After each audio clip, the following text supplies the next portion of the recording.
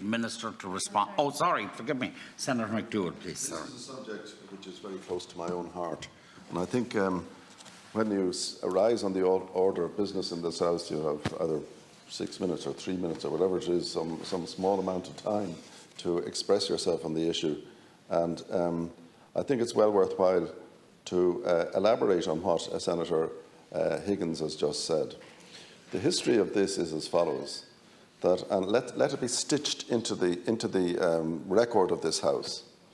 At a time when his leadership of the Fine Gael party was under strong pressure, the then Taoiseach, the then leader of the party, Enda Kenny, fearing a heave, decided to come up with a gimmick.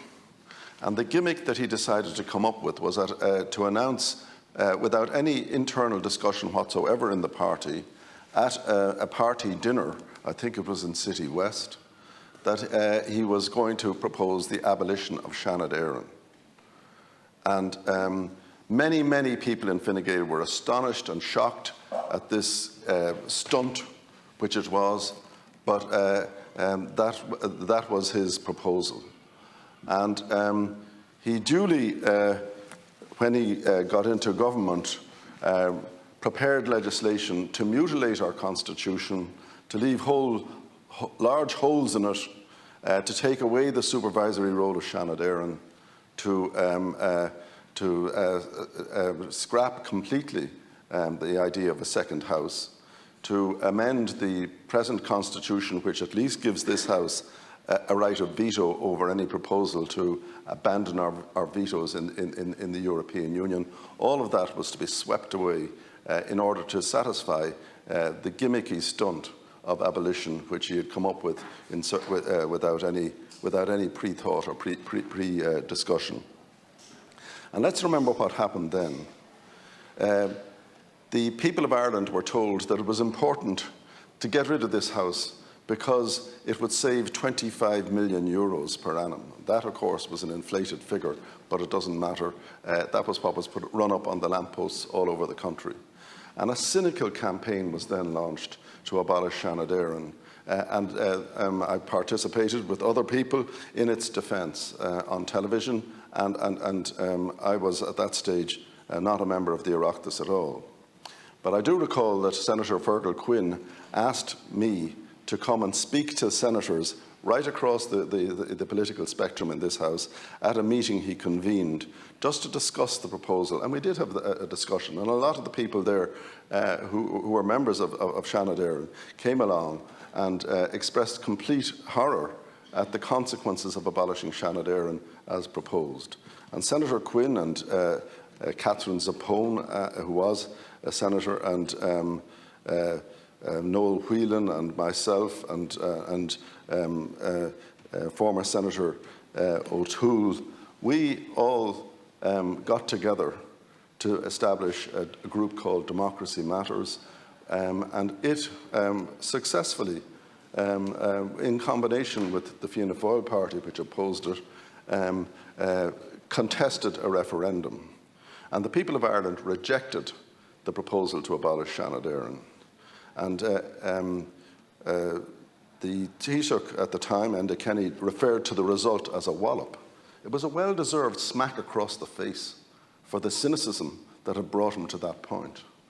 And then what happened, and let's be clear about what happened after that, he slowly but surely came around to the idea that since the people had voted to retain it, and I should say that in the course of the campaign he said, if you vote to retain it, I will not reform it at all. He didn't want the people to have that option of thinking that it could be reformed. But he did a U-turn, yet another U-turn, and he decided that he was going to institute a reform process. And he invited Senator Maurice Manning to examine the whole process of reform, which he did without a further constitutional amendment. And I was very honoured to be asked by Joe O'Toole and Maurice Manning to assist them with the drafting of their report and to show what could be done within the terms of the present constitution to make the election of this House more democratic. And having established this group, he then went on to have another election where he said that implementation of the Manning report would be part of the government's programme, and this was in combination with the Labour Party. And having done that, he did precisely nothing. He didn't lift a finger to bring that about. And Catherine Zappone, who was then a government minister in that administration, she pressed strongly at Cabinet that something should be done about this. And eventually, there was a change of leader in Fine Gael, and Leo Varadkar succeeded where Enda Kenny. And in order to progress the whole project of Seanad reform, it was agreed to,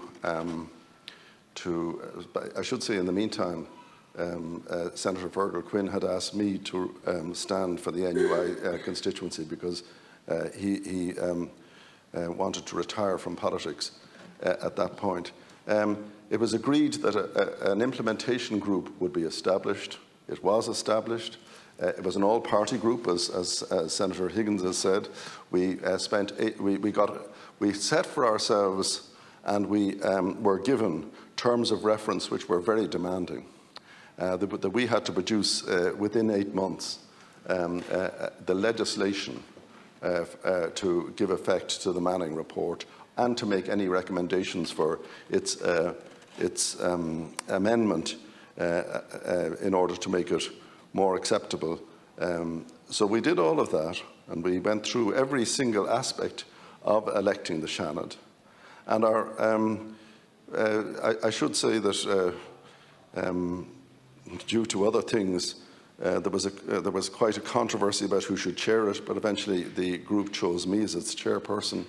And I won't go into what then Minister Ross did or did not attempt to do in relation to that matter, but we did, in the end, produce our report. But more important than that, we said we're not just going to produce a report which can lie on some politician's table.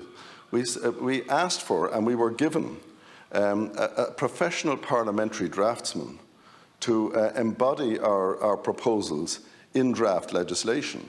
And the cost of that was borne by the Taoiseach's department with the agreement of the present Taoiseach, the then Taoiseach, Leo Varadkar.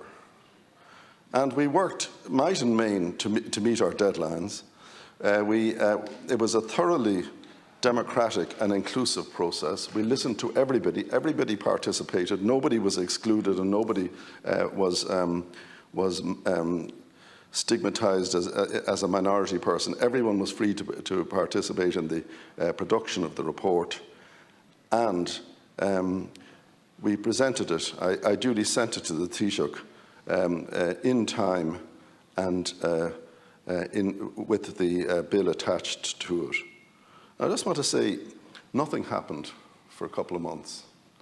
And disturbed by that, I went to see the then Taoiseach, Leo Varadkar, in his office to ask him what he actually intended to do with the whole process of reform. And I want this House to know that he told me that he had no intention whatsoever of moving the legislation in the Dáil. That he himself had supported the abolition of the Seanad, and that the most he would do, which was of course a sentence of death, was for the legislation, was to allow a free vote on it if it was put forward by somebody else. That's what he said. Now that was pretty cynical stuff. You know, we'd worked for 8 months, as Senator Higgins has said. We'd done our level best to bring about a situation which I will describe as follows. At the moment, 43 members of this House are elected by roughly 1,200 people, being councillors, county and city councillors, and members of the Oireachtas incoming and senators outgoing. At the moment, there is in the Constitution provision for the higher education places in the Seanad, of which I'm honoured to occupy one at the time being, to be the franchise for that to be widened to other institutions apart from just NUI and Trinity. At the moment, the Supreme Court, by the way, has accepted for consideration litigation, an appeal in litigation, to consider whether there is a constitutional obligation to do something about the change in the Constitution that was made to allow the extension of the franchise. But whether or not that succeeds, and I doubt personally that it is likely to succeed in the courts, but whether or not that succeeds, the situation would be that if we went down the road of allowing every graduate of higher education in this country, of the technical universities or the institutes of technology, or all the established universities, to have a vote. Depending on what criteria were selected, you'd have an electorate of roughly, I think roughly, 900 to maybe 1,100,000 people who would be entitled to vote for 6 seats in this House, based on the increasing rate of participation in third-level education. Now, of course, that would leave out of that a cohort of people everybody who has not got a university or third-level degree, people who are being encouraged by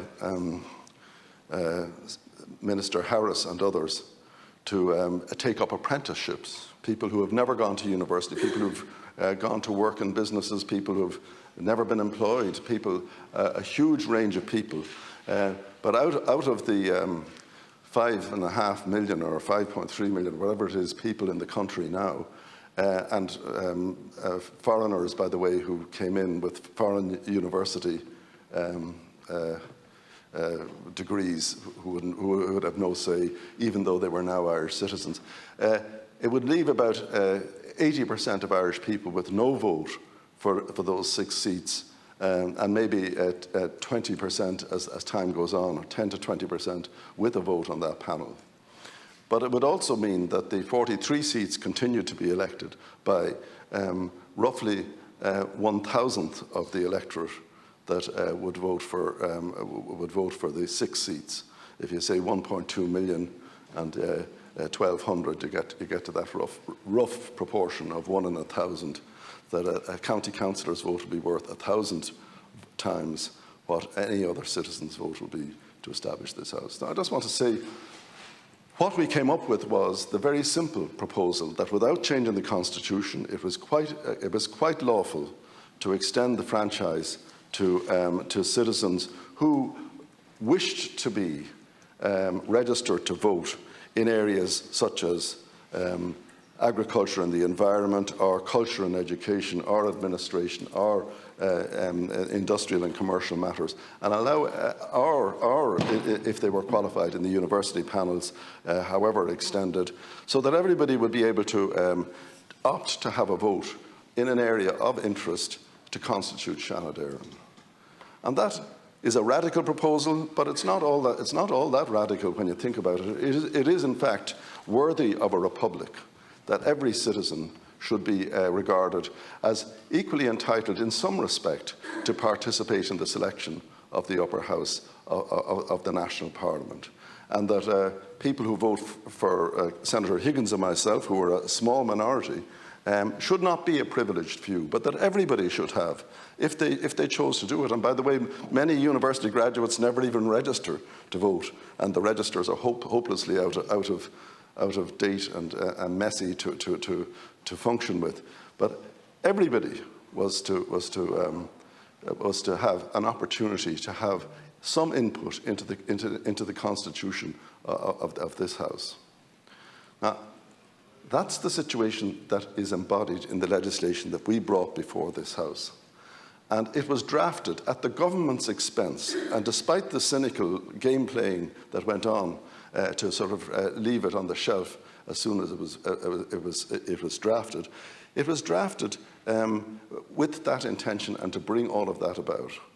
It was presented here in this House by its proponents, and the government, this government, which had flooded the House with its own appointees and scrapped the idea that people from Northern Ireland or the diaspora would be included among the Taoiseach's nominees. This government was so anxious to fill up available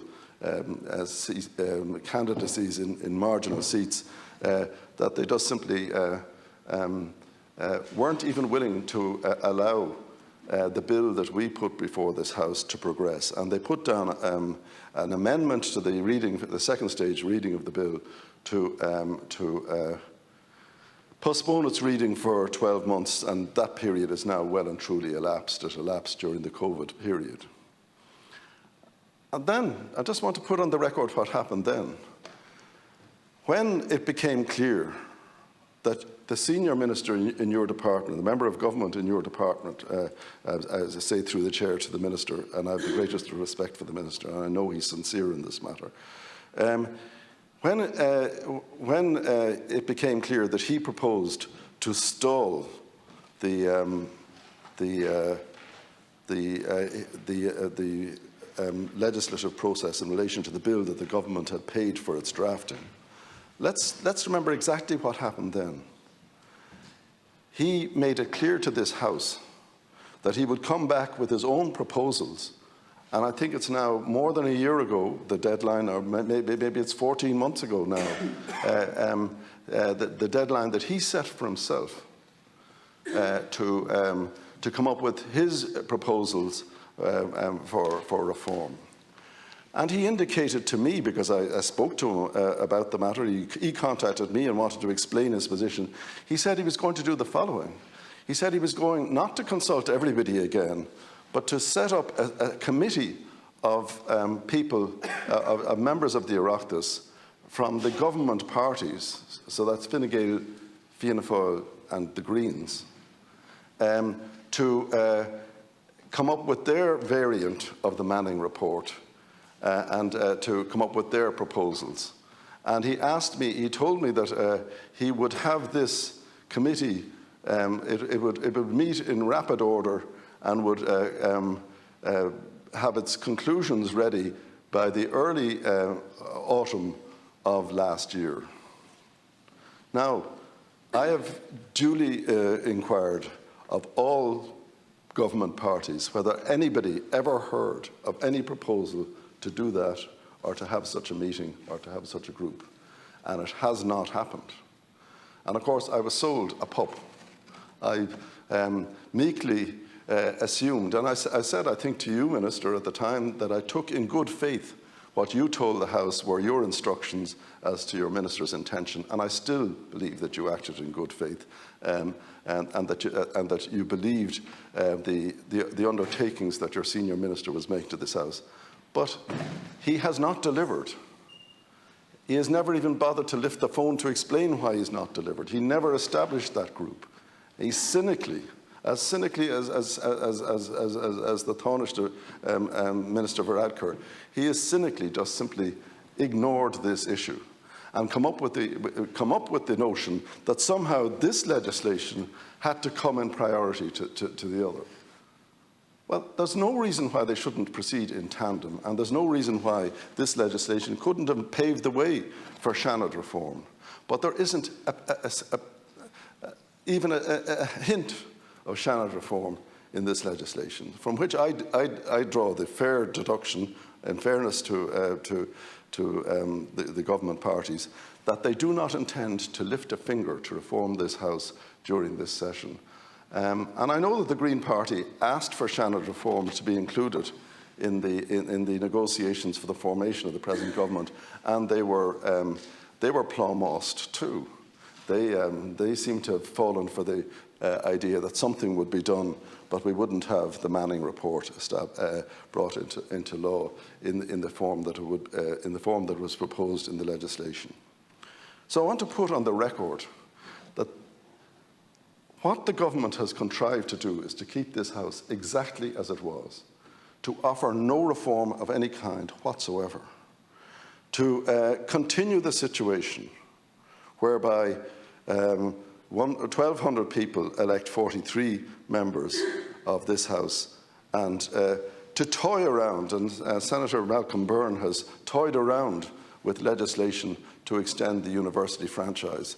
I realise the generosity of his spirit, but I just wonder how it is that he couldn't think about his own electorate and expanding it in an equal way. And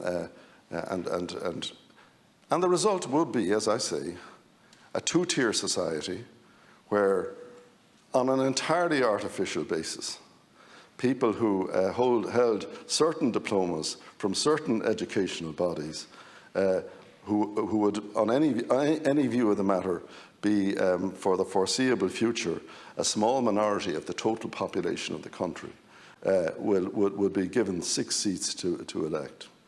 Now, can I just say this from the point of view of being a university senator? And the legislation that we put forward, by the way, respected that referendum result and did its best to implement it and put up 2 models for consideration, a majority point of view and a minority point of view. Can I just say this, that the former Taoiseach Bertie Ahern recently talked about directly elected mayors. And what he said made a lot of sense, because from what I can see is happening in Limerick, a job spec is being prepared there, which for a 5-year term will make no difference at all. And the city, the chief executive of Limerick City and County is to be redesignated the Director General, so that the Custom House rule will continue to exist no matter what. And I just want to say this, that if Bertie Ahern's criticism of the directed elected mayor proposal, and he made the point very simply that people would be elected as kind of personality candidates who they'd get or single issue candidates or whatever to carry out a very complex function, and the whole thing would be a sham. And he went and told this Citizens' Assembly that was his view. And God bless him, I think there's a lot to be said for the views he expressed. But can I say this? If you have 1.2 million people addressing 1 ballot paper, or even if you divide it into 2 or 3 ballot papers, to elect 6 senators, it's going to be the same. You'd need to be a household name to the power of N to have any chance to get elected in a single national constituency of 1.2 million people. And I don't know who you'd get elected, but certainly it would not be in the tradition of the Gareth Fitzgerald and John Kelly and the others, Fergal Quinn and the like, James Doog, you name them, people who came from the university sector to bring a sort of a university angle to things, a third-level education angle to things. And I won't comment now on the order of business that we had a dispute about today, but it now appears that Minister Harris, having come in here and said he wasn't going to guillotine anything and he'd give us as much time as he wants, it now appears that he told the Leader of the House that his bill to reform the third-level sector has to be rushed through effectively today and one more day in 4 hours. That's the kind of attitude we have, but that's slightly irrelevant. But what I am saying now is, and I want to say very, very clearly to you, Minister, the history of Fine Gael in particular, in relation to Shannon reform, has been shameful and cynical. First of all, to propose to abolish it without any internal party discussion, then to set up the Manning Committee, then to set up an implementation group, and then, in private, to announce that there was no intention of doing anything about it. That is cynical. And the public are entitled to know about this. And that's why I could be given 2 or 3 minutes on an order of business to say these things, but I needed a bit more time. And the only time I'm getting is in respect of Senator Higgins's amendments. And I think that she will concur with me that the picture I have painted is a fair and reasonable one, not over-dramatised. But I mean, the depth of cynicism that I have encountered in relation to this is shocking. And I do think, that a party that does that deserves bad luck. And the way the opinion polls are going at the moment, they're going to get bad luck. They're going to get bad luck. There are going to be other people. There are going to be other people who will, in fact, who may, in fact, take this matter more seriously than they. So I strongly support the amendment that's before the House, and I strongly support the number of amendments that Senator Higgins and others have tabled in order to bring this back onto the agenda. And I don't accept for 1 minute that the establishment of this commission is a necessary, is a reason for doing nothing on Shannon reform. Both could have proceeded in tandem. Both could easily have proceeded in tandem. And I think, in fact, the bill that we actually tendered made provision for that if there was an electoral commission, that functions could be given to it. So I just want to say all those things, get those things off my chest. Thank you, Chair, for indulging me a little bit, but I think it's important that the record of this House actually contains the shameful history of what's happened in relation to reform of the Shannon. Thank you.